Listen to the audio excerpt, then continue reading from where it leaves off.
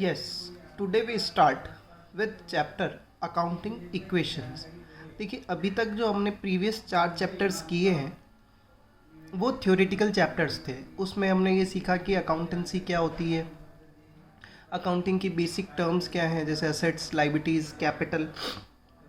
फिर chapter number 3 में हमने कुछ अकाउंटिंग के प्रिंसिपल्स देखे। अब चैप्टर नंबर 4 में बेसिस ऑफ अकाउंटिंग हमने देखा जिसमें कैश बेसिस ऑफ अकाउंटिंग और अक्रूवल बेसिस ऑफ अकाउंटिंग था। अब देखिए चैप्टर नंबर 2 का रेलेवेंस यहाँ पे आएगा बहुत, तो इसीलिए चैप्टर नंबर 2 मैंने आपको उस टाइम भी बोला था कि बहुत इंपॉर्टेंट चैप्टर है कि थ्योरेटिकली यहाँ पे आपको क्लियर होगा। अब जो पोर्शन है वो प्रैक्टिकल पोर्शन स्टार्ट होगा, तो प्रैक्टिकल इसकी कैसे एप्लीकेबिलिटी है तो वो चीज़ें आपको अब यहाँ पे सीखनी है। चैप्टर का नेम है अकाउंटिंग इक्वेशन। क्या होता है देखिए अकाउंटिंग इक्वेशन, हमने चैप्टर नंबर 3 में प्रिंसिपल्स पढ़े थे, अकाउंटिंग प्रिंसिपल्स। अकाउंटिंग प्रिंसिपल क्या बोल रहे थे, एक अकाउंटिंग प्रिंसिपल में हमने देखा था कि dual aspect principle. Dual aspect principle का मीनिंग क्या कि हर ट्रांजैक्शन के कितने इफेक्ट होंगे, 2 इफेक्ट आएंगे। एक इफेक्ट डेबिट साइड में आता है और दूसरा इफेक्ट किधर आता है, कॉरस्पॉन्डिंग क्रेडिट साइड में आता है सेम अमाउंट के साथ। तो डेबिट और क्रेडिट कैसे करते हैं वो बाद में सीखेंगे, चैप्टर नंबर 6 में उसके रूल्स आएंगे और फिर चैप्टर नंबर 8 से प्रैक्टिकल जो है जर्नल एंट्रीज वगैरह स्टार्ट होगी। लेकिन इस चैप्टर में जो हमको हमारी अंडरस्टैंडिंग डेवलप करनी है वो ये डेवलप करनी है कि जो भी ट्रांजेक्शन हो रहा है उसके 2 एस्पेक्ट कहाँ कहाँ पे आएंगे। 2 एस्पेक्ट जो है हमको कैलकुलेट करने या वो सीखना है कि कैसे 2 एस्पेक्ट आते हैं। आप देखिए जर्नल एंट्री जो है ना, आप किसके बेसिस पे कर पाएंगे, जब आपको ये अंडरस्टैंडिंग होगी कि एक ट्रांजैक्शन के 2 इफेक्ट है और कहाँ कहाँ पे ये दोनों इफेक्ट जा रहे हैं। तो इन के लिए कि एक ट्रांजैक्शन के 2 इफेक्ट कहाँ कहाँ पे आएंगे, इसके लिए ये चैप्टर है चैप्टर नंबर 5 अकाउंटिंग इक्वेशन। बहुत ईजी चैप्टर है लेकिन प्रैक्टिकल्स का फर्स्ट चैप्टर है, तो ध्यान से देखिएगा आप। It is a mathematical expression which shows that the assets and liabilities including capital of a firm are equal. ये क्या है कि एक मैथमेटिकल इक्वेशन कह सकते हैं आप, मैथमेटिकल एक्सप्रेशन है जिससे हम लोग ये प्रूव करेंगे कि जो हमारी बिजनेस की टोटल असेट्स होती है वो हमारी टोटल लाइबिलिटीज़ के क्या होगी, इक्वल होगी। और लाइबिलिटीज़ में क्या आएगी, अदर लाइबिलिटीज़ और कैपिटल, एक्सटर्नल लाइबिलिटीज़ और इंटरनल लाइबिलिटीज़ डिस्कस किया है ये भी हमने। अब देखिए, और ये जो बेस्ड है वो किसके ऊपर बेस्ड है, डुअल एस्पेक्ट के ऊपर। और इसकी वजह से जो अकाउंटिंग इक्वेशन बन के आ रही है वो अकाउंटिंग इक्वेशन क्या है, देखिए assets is equals to liability plus capital. हमारी जो बिजनेस की असेट्स है वो किस किस के इक्वल है, तो बिजनेस की लाइबिलिटी प्लस कैपिटल। लाइबिलिटीज़ में एक्सटर्नल लाइबिलिटीज़ में क्रेडिटर्स, बैंक लोन, ये सब स्पेसिफिकली आएंगे। और कैपिटल आप लोगों को मालूम ही है कि कैपिटल क्या होता है। चलिए, effect of transactions on accounting equation. A transaction में effect either both side of equation by the same amount or one side of the equation by both increasing or decreasing it by equal amount। इस line को समझते हैं। देखिए अपन accounting equation, देखिए आपने क्या लिखी है, अकाउंटिंग इक्वेशन क्या लिखी है आपने, assets is equals to liability plus capital. हमारे जो बिजनेस के असेट्स हैं वो लाइबिलिटी और कैपिटल के क्या होगी, इंक्रीज होगी। तो आप देखें एक साइड हो गई असेट साइड और दूसरी साइड हो गई लाइबिलिटी प्लस कैपिटल वाली साइड, ठीक है। अब इस लाइन को वापस इंटरप्रेट करते हैं। अ ट्रांजैक्शन में effect either both side of the equation. इसका मतलब क्या, कोई एक ट्रांजैक्शन, अभी अपन करेंगे स्टार्ट भी, कोई एक ट्रांजैक्शन जो है वो या तो बोथ साइड ऑफ ट्रांजैक्शन को क्या कर सकता है, इफेक्ट कर सकता है। जैसे असेट्स भी इफेक्ट हुई और इधर की साइड लाइबिलिटी या कैपिटल, दोनों में से कोई एक चीज इफेक्ट हुई। या क्या बोला, और one side of an equation, केवल असेट साइड ही इफेक्ट हो रही है या केवल लाइबिलिटीज प्लस कैपिटल साइड ही इफेक्ट हो रही है बाय बोथ इंक्रीजिंग और decreasing with the equal amount. मान लीजिए कोई असेट 10,000 से इंक्रीज हो रही है तो सेम कोई दूसरी असेट 10,000 से ही क्या होगी, डिक्रीज होगी, यानी अमाउंट जो है वो सेम रहेगा। तो आप समझिए इस लाइन का मतलब क्या है कि अगर दोनों साइड में चेंज हो रहा है तो दोनों साइड में जो चेंज होगा वो पॉजिटिव चेंज होगा। पॉजिटिव चेंज होने का मतलब आप समझिए, अगर एक साइड इंक्रीज हो रही है तो दूसरी साइड भी क्या होगी, इंक्रीज होगी। मैं बोलूँ कि असेट साइड अगर इंक्रीज हो रही है तो लाइबिलिटी साइड भी क्या होगी, इंक्रीज। इसी तरीके से अगर असेट साइड डिक्रीज हो रही है तो लाइबिलिटी साइड भी क्या होगी, डिक्रीज होगी। अगर बोथ साइड इफेक्ट होता है तो पॉजिटिव इफेक्ट यानी सेम इफेक्ट जाएगा। अगर एक इंक्रीज, एक साइड इंक्रीज तो दूसरी साइड भी इंक्रीज, और एक साइड डिक्रीज तो दूसरी साइड भी डिक्रीज, ठीक है। और अगर एक ही साइड में इफेक्ट आ रहा है, जैसे मान लीजिए केवल असेट साइड में ही इफेक्ट आएगा, तो फिर क्या होगा, एक साइड इंक्रीज होगी, मतलब उसी में कोई एक असेट इंक्रीज होगी और कोई लाइबिलिटी उसी में कोई असेट क्या होगी, दूसरी डिक्रीज होगी, ठीक है। अगर एक ही साइड में इफेक्ट आता है तो इंक्रीज और डिक्रीज के साथ आता है ना, इनवर्स। एक असेट इंक्रीज हो रही है तो दूसरी डिक्रीज हो रही है, एक लाइबिलिटी इंक्रीज हो रही है तो दूसरी लाइबिलिटी डिक्रीज हो रही है, अगर एक साइड में इफेक्ट है। बोथ साइड इफेक्ट है, यानी असेट्स और लाइबिलिटीज प्लस कैपिटल दोनों साइड में इफेक्ट है, तो फिर पॉजिटिव, इंक्रीज असेट तो लाइबिलिटीज भी इंक्रीज, डिक्रीज असेट्स तो लाइबिलिटीज भी डिक्रीज। चलिए प्रैक्टिकली और करेंगे तो और क्लियर होगा। कुछ एग्जांपल्स मैंने सेट किए इधर, वो अपन चेक करते हैं। सबसे पहले देखिए आप, अच्छा एग्जांपल्स को करने से पहले आप लोगों को ये ध्यान रखना है कि हम लोग ये जितने भी ट्रांजेक्शन्स रिकॉर्ड कर रहे हैं ये किसकी बुक्स में रिकॉर्ड कर रहे हैं, या ये जितने भी इफेक्ट हम लोग चेक कर रहे हैं वो किसकी बुक्स में कर रहे हैं। तो बिजनेस की बुक्स में हम लोग ये क्या कर रहे हैं, इफेक्ट को चेक कर रहे हैं कि बिजनेस में है ना, बिजनेस में इसका क्या इफेक्ट आएगा। सेपरेट एंटिटी कंसेप्ट की वजह से बिजनेस और बिजनेसमैन दोनों क्या है, अलग अलग है। तो हम लोग किसके कहाँ पे हैं, तो बिजनेस में है, और बिजनेस के पॉइंट ऑफ व्यू से ही ये सब चीज़ें हो रही है, क्लियर। तो ये चीज़ आप सबसे पहले आप ध्यान रखिएगा। अब देखिए स्टार्ट करते हैं। जैसे फर्स्ट एग्जांपल मैंने लिखा है स्टार्टेड बिजनेस विथ कैश, कि हमने बिजनेस स्टार्ट किया है किससे, कैश से। तो अब देखो बिजनेस में पैसा आया है, आप समझना, बिजनेसमैन ने बिजनेस स्टार्ट किया, तो बिजनेसमैन ने क्या किया होगा, अपने बिजनेस में पैसा इन्वेस्ट किया। यानी एक तरीके से आप कह सकते हैं कि बिजनेसमैन ने बिजनेस को पैसा दिया है, से 50,000 रुपीज़ दिए हैं। तो बिजनेसमैन ने बिजनेस को पैसा दिया कितने, 50,000। अब हमको किसके पॉइंट ऑफ व्यू से सोचना है, तो बिजनेस के पॉइंट ऑफ व्यू से सोचना है। बिजनेस के पॉइंट ऑफ व्यू से सोचो, बिजनेस के पास 50,000 रुपीज़ आए हैं और उसके अगेंस्ट में बिजनेस की क्या हो गई है, लाइबिलिटी क्रिएट हो गई है, यानी कैपिटल क्रिएट हो गई है कि अब उसको 50,000 रुपये फ्यूचर में अगर कभी बिजनेसमैन मांगेगा तो देने पड़ेंगे, ठीक है। हम लोग समझना, आप 2-3 चीज़ें बहुत इंपॉर्टेंट है। सेपरेट एंटिटी कंसेप्ट, बिजनेस और बिजनेसमैन दोनों अलग अलग है। तो बिजनेसमैन अलग है और बिजनेस अलग है। तो बिजनेसमैन अलग है, बिजनेसमैन ने क्या किया, अपने बिजनेस में पैसा इन्वेस्ट किया। अब हम लोग जितने भी ट्रांजेक्शन्स के बारे में बात कर रहे हैं वो सब और सब सिर्फ और सिर्फ किससे रिलेटेड है, तो बिजनेस से रिलेटेड। यानी बिजनेस की बुक्स में हमको खड़े होके चेक करना है कि बिजनेस के लिए क्या असेट्स है, क्या लाइबिलिटीज़ है, बिजनेस में क्या उन चीज़ों का इफेक्ट आएगा। तो वापस से लेते हैं इस ट्रांजेक्शन को। स्टार्टेड बिजनेस विथ कैश, हमने कैश से बिजनेस स्टार्ट किया, यानी बिजनेसमैन ने बिजनेस को क्या दिया है, कैश दिया है, इससे कितने रुपीज़ का, 50,000 का। हमको किसके पॉइंट ऑफ व्यू से सोचना है, बिजनेस के पॉइंट ऑफ व्यू से सोचना है। तो बिजनेस को 50,000 रुपीज़ मिले हैं, यानी कैश इंक्रीज होगा बिजनेस में 50,000 रुपये से।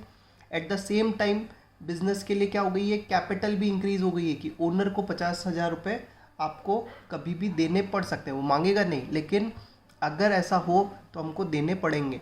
तो ये चीज़ आप ध्यान रखिएगा। Started business with cash, 2 effect क्या क्या आ रहे हैं, एक हमारी कैश इंक्रीज होगा और दूसरा कैपिटल इंक्रीज होगा। अब आप देखो दोनों साइड इफेक्ट हुई है। कैश जो होती है वो असेट है ना, हमने डिस्कस किया है, कैश जो है वो असेट है, और कैपिटल जो है वो किधर की साइड आ रही है, लाइबिलिटी प्लस कैपिटल वाली साइड में आ रही है ना। तो कैश इंक्रीज हो रहा है, यानी दोनों साइड में इफेक्ट है, तो पॉजिटिव इफेक्ट आ रहा है। आप देखो कैश भी इंक्रीज हो रहा है और कैपिटल भी इंक्रीज हो रही है, ठीक है। नेक्स्ट पॉइंट नंबर 2 जो दिया हुआ है आपको, क्या दिया हुआ है, कैश डिपॉजिटेड इनटू बैंक। जो पैसा आपके पास है, यानी हम बात अभी भी बिजनेस के पॉइंट ऑफ व्यू से ही कर रहे हैं। जो पैसा हमारे पास है, से 50,000 रुपीज़ जो थे मेरे पास, उसमें से 20,000 रुपीज़ मैंने बैंक में डिपॉजिट करवा दिए। डिपॉजिट करवा देने का मतलब बिजनेस का जो बैंक अकाउंट है, करंट अकाउंट है, उसमें ले जाके मैंने पैसा क्या करवा दिया, 20,000 डिपॉजिट करवा दिया।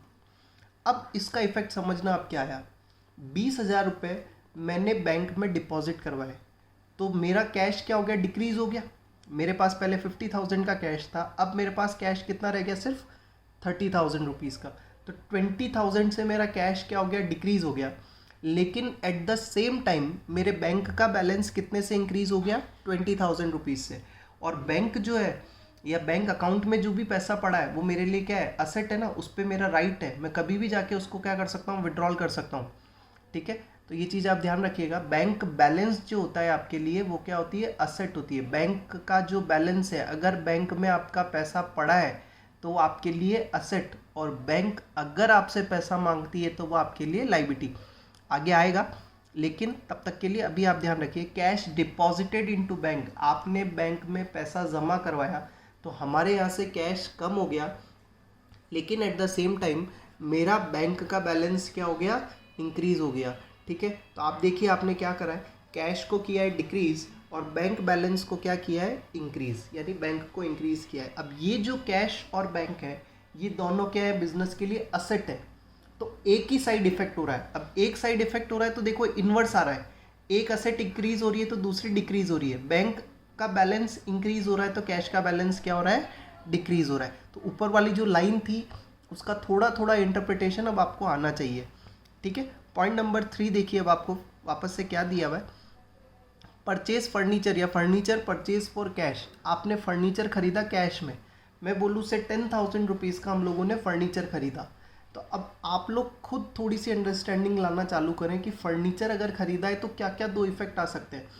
क्या क्या दो इफेक्ट आ सकते हैं कि एक तो फर्नीचर खरीदा है तो बिजनेस में फर्नीचर आया है, और दूसरा कैश का क्या हुआ होगा, पेमेंट हुआ होगा, यानी फर्नीचर इंक्रीज हुआ है और कैश क्या होगा, डिक्रीज होगा। 10,000 रुपये अगर आप पे करेंगे तो आपके यहाँ से 10,000 रुपये कम हो जाएंगे, और फर्नीचर जो है वो आपके यहाँ पे क्या हो जाएगा, बिजनेस में इंक्रीज हो जाएगा।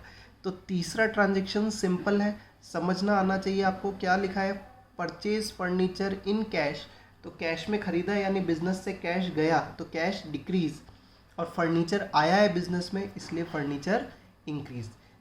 जो नेक्स्ट ट्रांजेक्शन है वो देखिए आपको क्या दिया हुआ है, मशीनरी परचेज बाय चेक। अब यहाँ पे एक नया पॉइंट है जो आप लोगों को आगे तक ध्यान रखना है। मशीनरी परचेज बाय चेक, एक वर्ड यूज हुआ है चेक। चेक के थ्रू जब भी पेमेंट किया जाता है या चेक के थ्रू जब भी पैसा रिसीव किया जाता है तो ऑब्वियसली उससे क्या इफेक्ट होता है, हमारा बैंक इफेक्ट होगा। आप समझना क्या इफेक्ट होगा, हमारा बैंक इफेक्ट होगा। चेक से अगर पैसा आया है तो हम अपने पास तो रख नहीं सकते, उस चेक को हमको कहाँ लगाना पड़ेगा, बैंक में लगाना पड़ेगा, जिससे हमारा बैंक का बैलेंस क्या होगा, इंक्रीज होगा।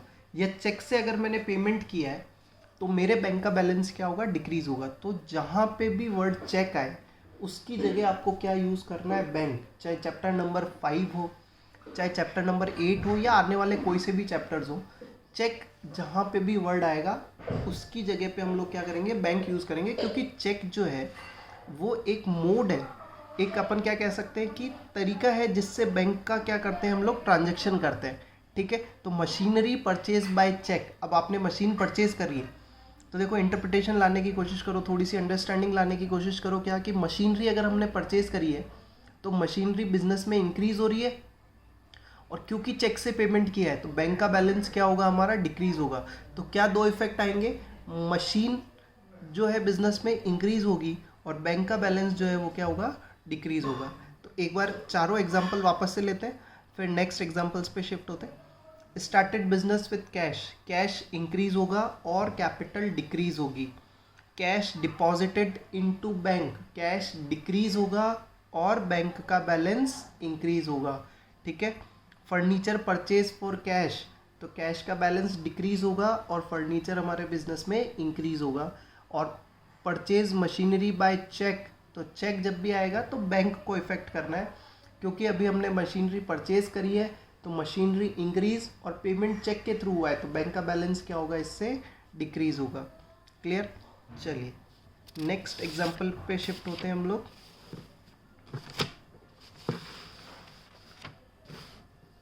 एग्जाम्पल नंबर 5 देखिए क्या दिया हुआ है आपको। नेक्स्ट मैंने सिमिलर एग्जाम्पल ऑलमोस्ट सेट किया है इसमें। बिल्डिंग परचेज बाय चेक, अब आप मशीन परचेज करें, फर्नीचर परचेज करें, बिल्डिंग परचेज करें, लैंड प्लांट वगैरह कुछ भी, ये सब क्या होती है हमारे लिए, असेट्स होती है। तो असेट्स अगर आप परचेज कर रहे हैं तो असेट की वैल्यू क्या होगी, बिजनेस में इंक्रीज होगी। तो बिल्डिंग की वैल्यू इंक्रीज, यानी बिल्डिंग क्या होगी, इंक्रीज करेंगे। और चेक से पेमेंट किया है वापस से, तो चेक से पेमेंट किया है इसका मतलब बैंक का बैलेंस क्या होगा, डिक्रीज। तो क्या इफेक्ट आएगा इसके, दो इफेक्ट, एक तो बिल्डिंग इंक्रीज होगी जितने भी रुपए में आपने खरीदी है, और दूसरा बैंक का बैलेंस क्या होगा, डिक्रीज होगा जितने भी रुपए में आपने मशीन को परचेज किया है। नेक्स्ट एग्जाम्पल देखिए, point number 6, example number 6, purchase building by taking bank loan. अब ये इंपॉर्टेंट, यहाँ पे आपने बिल्डिंग खरीदी, ऊपर वाले में क्या खरीदा था, परचेज बिल्डिंग खरीदी, तो बिल्डिंग ही थी, लेकिन कैसे खरीदी थी, बाय चेक। हमारे पास पैसा पड़ा था, उसमें से हमने पैसा दे दिया, ठीक है। और अब नेक्स्ट जो एग्जाम्पल है, इंपॉर्टेंट एग्जाम्पल है, ध्यान रखिएगा, purchase building by taking bank loan. आपने क्या लिया है, बैंक लोन लेकर बिल्डिंग परचेज करी है। तो आपने बिल्डिंग परचेज करी है तो ठीक है, बिल्डिंग इंक्रीज हो गई, आपकी एसेट्स इंक्रीज हो गई, कोई प्रॉब्लम नहीं। लेकिन बैंक लोन लिया है, तो बैंक लोन हमारे लिए क्या है, लाइबिलिटी है कि आफ्टर अ सर्टेन पीरियड या इन इंस्टॉलमेंट में हमको उस लोन को विद इंटरेस्ट क्या करना पड़ेगा, पेमेंट करना पड़ेगा। तो बैंक लोन बिजनेस के लिए क्या है, लाइबिलिटी है। और ये हमने डिस्कस भी करा था external liability, long term liabilities वगैरह में। तो बैंक लोन बिजनेस के लिए क्या है, लाइबिलिटी है। बैंक लोन इंक्रीज हो गया, मैं बोलूँ 10 लाख की आपने बिल्डिंग परचेज करी, तो 10 लाख से यस ऑब्वियसली आपकी बिल्डिंग इंक्रीज हो गई, कोई प्रॉब्लम नहीं। लेकिन at the same time 10 lakh का क्या हो गया, लोन भी तो रेज हो गया, लोन का भी क्या करना पड़ेगा, आपको रिपेमेंट करना पड़ेगा। 10 लाख रुपए की लाइबिलिटी इंक्रीज हो गई आपकी बुक्स में। तो ये चीज़ आप ध्यान रखना, purchase building by taking bank loan. अगर बैंक लोन लिया है आपने तो बिल्डिंग इंक्रीज होगी, यानी एसेट्स इंक्रीज होगी। और एट द सेम टाइम क्योंकि लोन है, लाइबिलिटी है, तो आपकी लाइबिलिटीज़ भी क्या हो जाएगी, इंक्रीज हो जाएगी। किस नाम से, तो बैंक लोन के नाम से आप अपनी लाइबिलिटी को क्या करेंगे, इंक्रीज करेंगे। नेक्स्ट आपको दिया हुआ है गुड्स परचेज इन कैश। अब देखिए, गुड्स की डेफिनेशन भी हमने वहाँ पे देखी थी कि इसको परचेज किया जाता है for the purpose of resale, manufacturing करने के लिए और ये वो सब, ठीक है। तो इस चैप्टर के अंदर गुड्स अगर कभी भी आता है, ठीक है, गुड्स, तो गुड्स के लिए क्या इफेक्ट करेंगे अपन, तो स्टॉक को इफेक्ट करेंगे। या मैं बोलूँ सिंपल लैंग्वेज में, तो इस चैप्टर में अगर गुड्स आता है तो उसके लिए जो हम वर्ड यूज़ करेंगे रिकॉर्डिंग के लिए, इसके लिए जो वर्ड यूज़ करेंगे वो होगा क्या, स्टॉक। क्या वर्ड यूज़ करेंगे, स्टॉक। गुड्स चाहे परचेज हो, चाहे सेल हो, चाहे जो भी हो, लेकिन गुड्स वर्ड अगर आता है इस चैप्टर में तो उसके लिए जो हम वर्ड यूज़ करेंगे वो क्या वर्ड यूज़ करेंगे, तो आप ध्यान रखना, स्टॉक। अब देखो आप क्या लिखा है आपने, goods purchase in cash. Goods purchase किया है किसमें, कैश में। तो गुड्स अगर परचेज किया है कैश में तो आपका स्टॉक क्या होगा, हमने परचेज करी है कोई चीज़, मैं बोलूँ 100 मोबाइल्स मैंने परचेज किए, फर्स्ट लेक्चर फर्स्ट एग्जांपल कि 100 मोबाइल्स मिस्टर एक्स ने परचेज किए, तो 100 मोबाइल्स से मिस्टर एक्स का जो स्टॉक है वो क्या हो गया, इंक्रीज हो गया। 100 मोबाइल मिले ना उसको, तो 100 मोबाइल से उसका स्टॉक क्या हो गया, इंक्रीज। लेकिन at the same time 100 mobile का उसने पेमेंट भी तो किया है, तो कैश क्या हो जाएगा, डिक्रीज।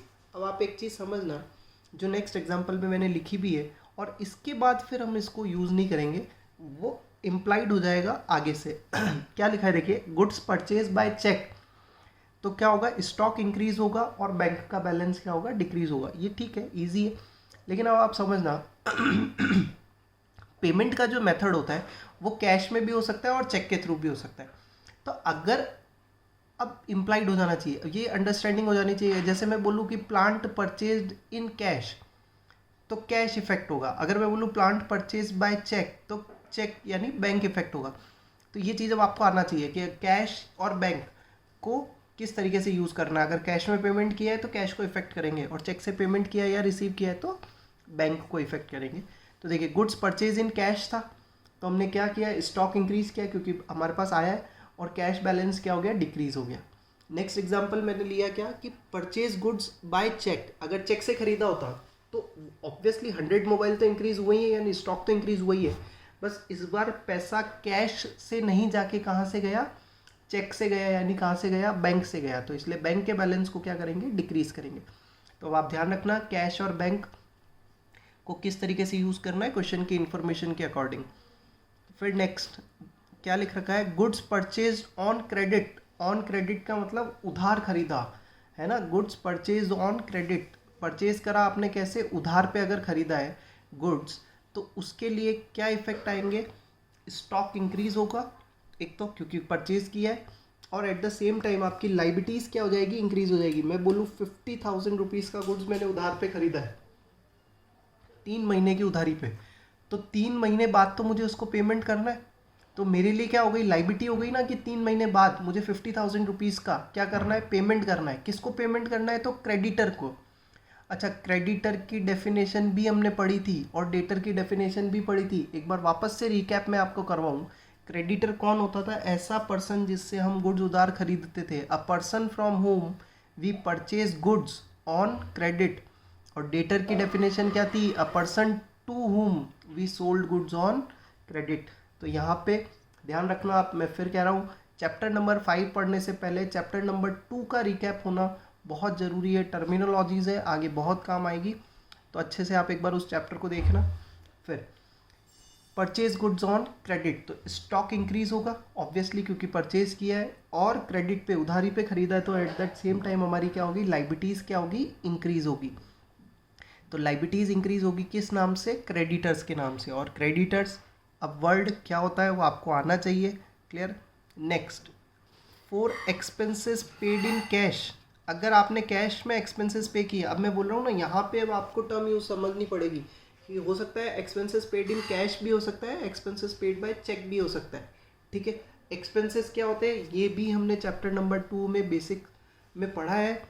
क्या होते हैं एक्सपेंसेस, सैलरी है, कमीशन है, बोनस है, इलेक्ट्रिसिटी का बिल है, रेंट है, ऑडिटर की सैलरी है, लीगल एक्सपेंसेस हैं, कन्वेंस है, पोस्टेज है, कार्टेज है, बहुत सारे एक्सपेंसेस होते हैं, एन नंबर ऑफ एक्सपेंसेस, हम नाम नहीं ले सकते। बिजनेस में इतने तरह के, जेरोक्स एक्सपेंसेस, मील एक्सपेंसेस, और भी पता नहीं क्या, petrol, conveyance, cartage, telephone, mobile, पता नहीं कौन कौन से एक्सपेंसेस होते हैं। तो एन नंबर ऑफ एक्सपेंसेस हैं।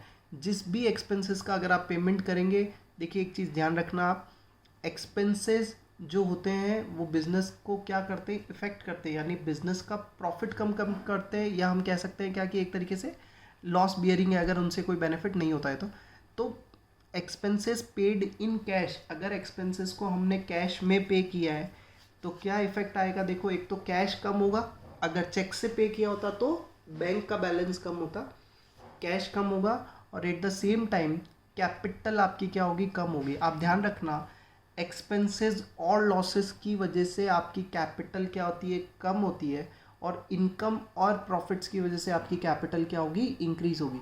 ये चीज़ आप याद रखना, मैं वापस से रिपीट कर रहा हूँ, इसको लर्न कर लेना। ये लिखा हुआ मैंने नहीं है, लेकिन जब आप वीडियो देखें तो अपनी नोट शीट में, अपनी नोटबुक में इसको लिख लें।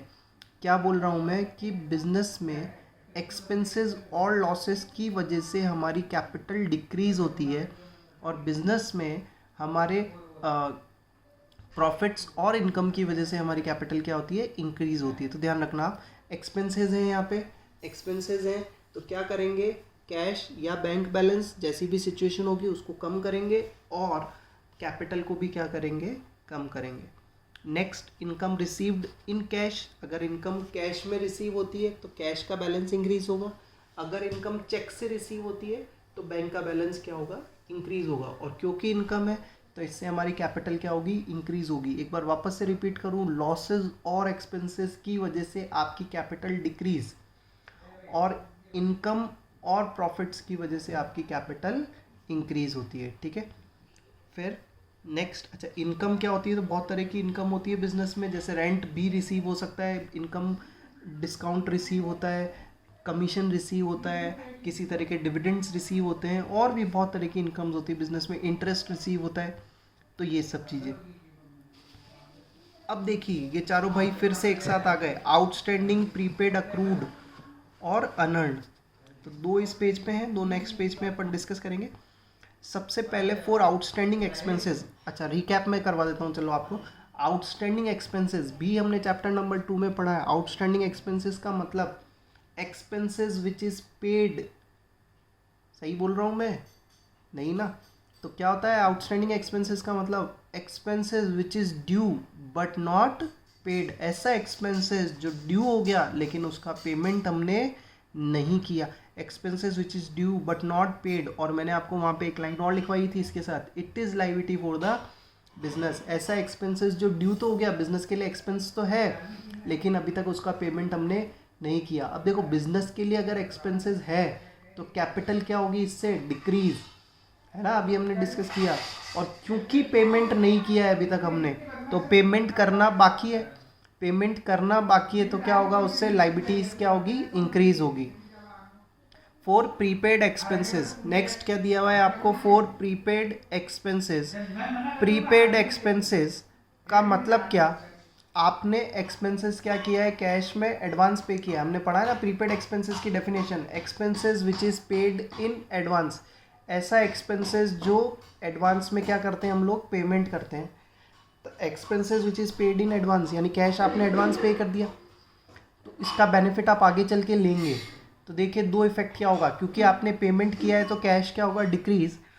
और मैंने आपको लिखवाया था उधर, prepaid expenses is asset for the business. Business के लिए क्या है, असेट है, तो असेट की वैल्यू क्या हो जाएगी, इंक्रीज हो जाएगी। यानी जो भी प्रीपेड एक्सपेंसेस है, मान लीजिए प्रीपेड रेंट है, प्रीपेड सैलरी है या जो भी, तो उससे हमारी असेट्स क्या होगी, इंक्रीज।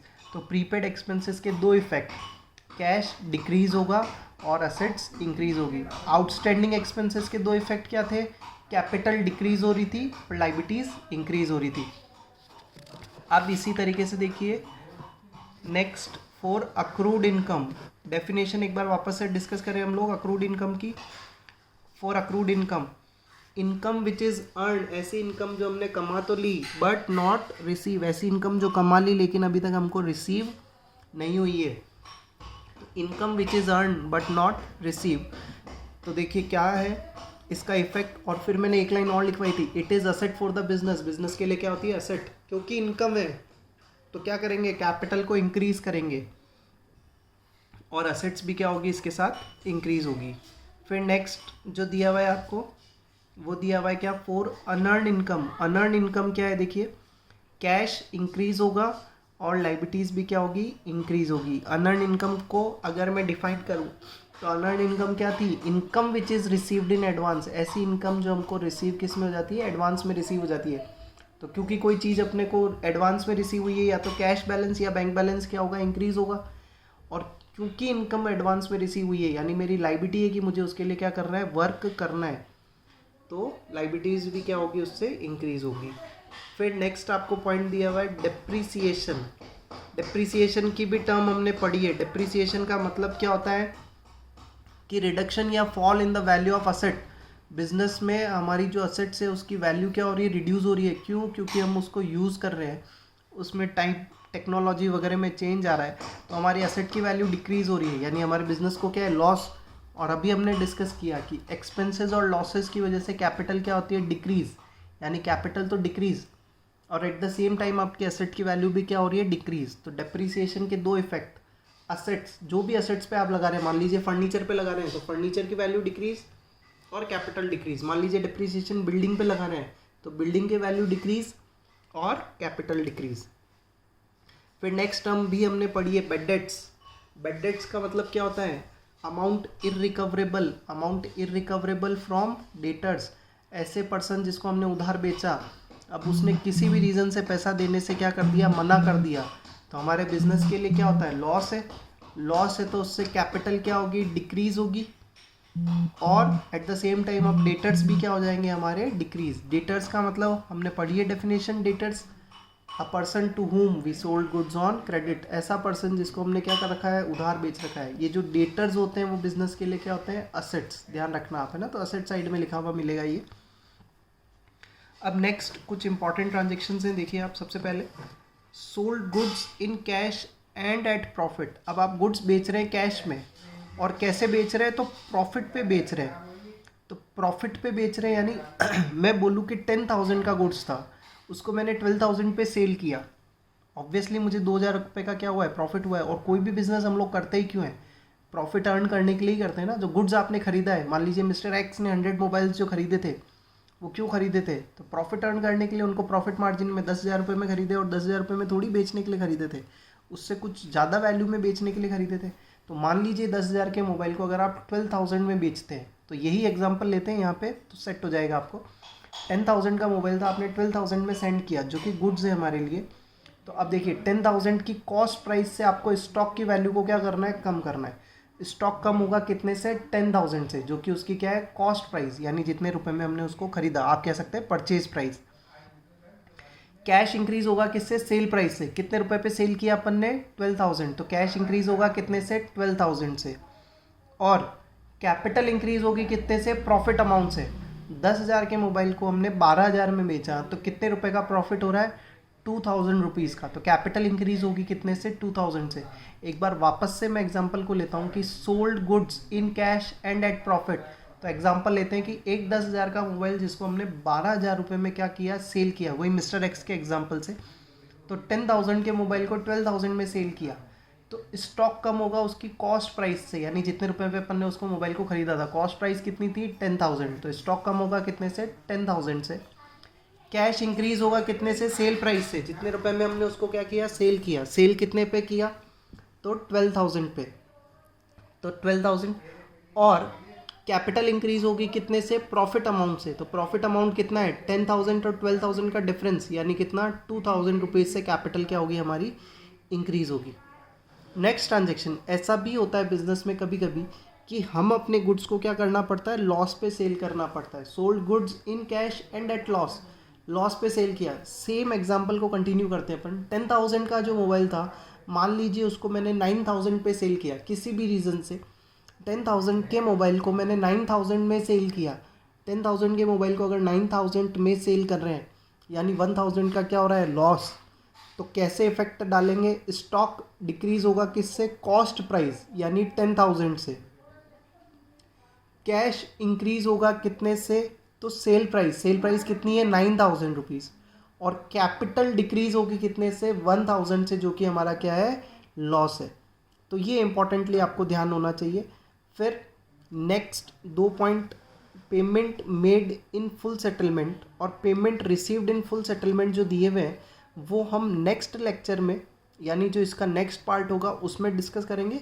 कुछ 2-3 पॉइंट और हैं, वो डिस्कस करके प्रैक्टिकल क्वेश्चंस हम लोग स्टार्ट करेंगे। तब तक के लिए आप लोगों की ये वर्किंग होगी कि चैप्टर नंबर 2 से टर्मिनोलॉजीज़ को एक बार वापस से रिवाइज करें और इन पॉइंट्स को, जो पॉइंट नंबर 19 तक हमने डिस्कस किए हैं, उसको बहुत अच्छे से गो थ्रू करें। इस बीच में अगर आपको किसी भी तरह का डाउट है तो आप मुझे कांटेक्ट कर सकते हैं। प्रैक्टिकल क्वेश्चंस नेक्स्ट पार्ट में हम लोग स्टार्ट करेंगे।